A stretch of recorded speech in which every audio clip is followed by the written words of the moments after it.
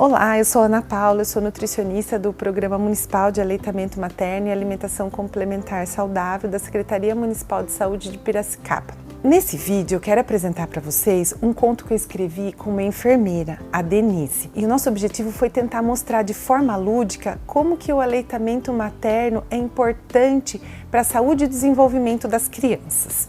Ele será contado pela Marli, uma professora de educação infantil e contadora de histórias. E o nosso objetivo então é trazer de forma lúdica noções, um primeiro contato da criança com o tema do aleitamento.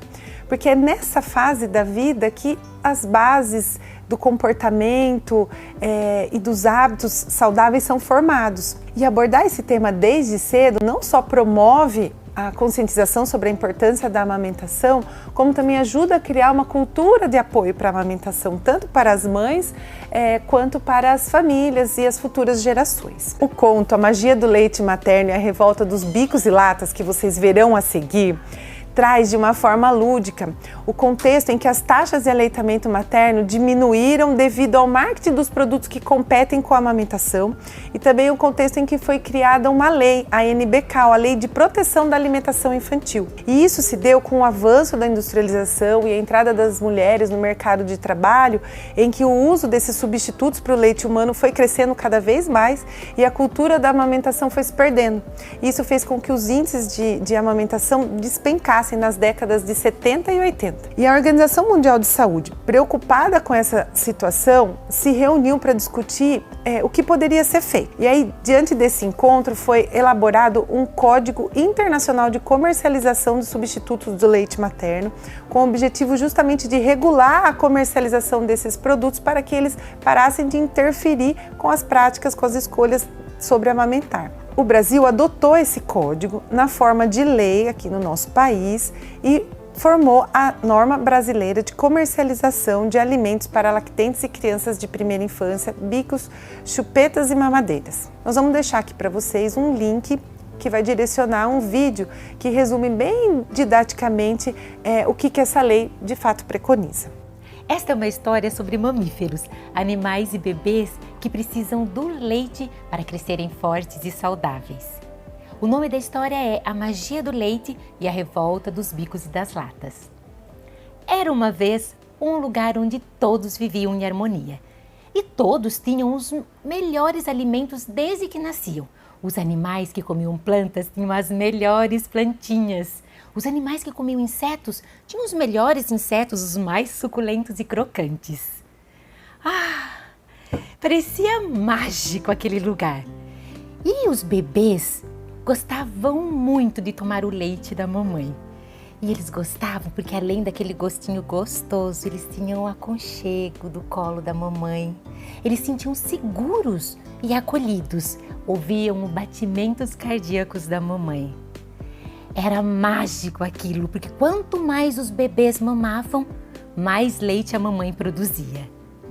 E naquele lugar também moravam o Sr. Bico e a Senhora Lata. O Sr. Bico e a Senhora Lata eram chamados de vez em quando alguma mamãe não podia alimentar o seu filho ou quando algum bebê não podia ser alimentado pela mamãe. E eles começaram a observar o sucesso do aleitamento materno, porque dificilmente eles eram chamados e porque nenhuma família queria eles perto dos filhos deles. Então, juntos, os dois começaram a pensar num plano para atrapalhar a amamentação. Eles começaram a sair espalhando por aí que o leite da mamãe era fraco, por isso as crianças choravam. E que as crianças, quando chupavam chupetas, ficavam mais tranquilas, mais calmas.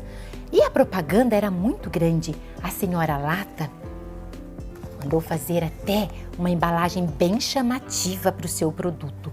O Sr. Bico mandou fazer bicos parecidos com as mamas das mamães.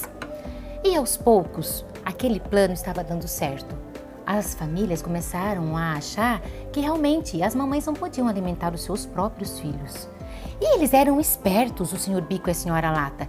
Eles saíram oferecendo prêmios para que mais pessoas ajudassem a espalhar aquela coisa de que o leite da mamãe não era bom. Aquele lugar que era tão harmonioso começou a ficar um lugar confuso. As crianças que tomavam leite de lata e usavam a chupeta começaram a ficar mais doentes. As crianças que chupavam chupeta tinham os dentes tortos e ainda atrapalhava na respiração e na fala, e começaram a ficar mais doentes. Mas, por sorte, naquele lugar também morava a fada Déia. A fada Déia era uma pessoa muito boa. Ela trabalhava cuidando da saúde das crianças.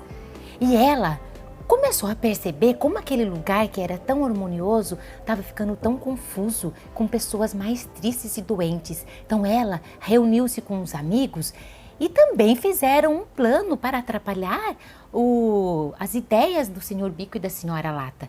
E juntos, a Déia e seus amigos criaram uma lei para controlar as propagandas e as vendas daqueles produtos.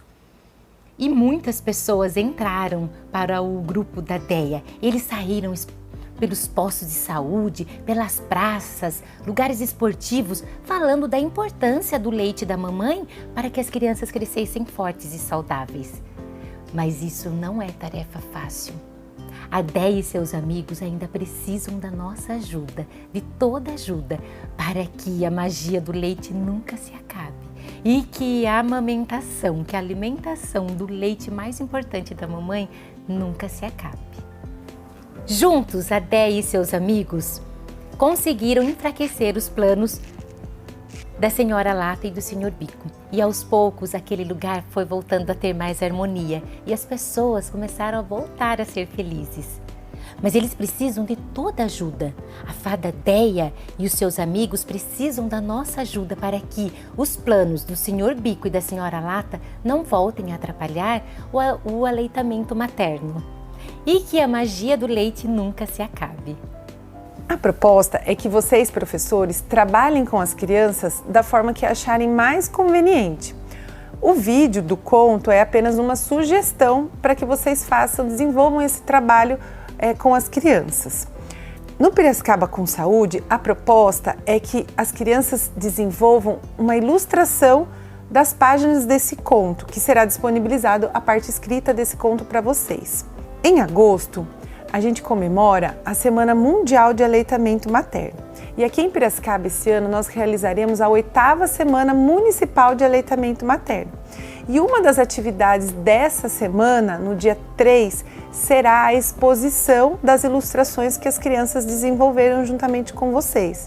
Então vocês poderão fazer a inscrição para essa exposição que acontecerá no SESC e toda a família poderá participar e poder prestigiar a ilustração e o trabalho que vocês desenvolveram com as crianças e também desfrutar de outras atividades lúdicas que terão neste dia.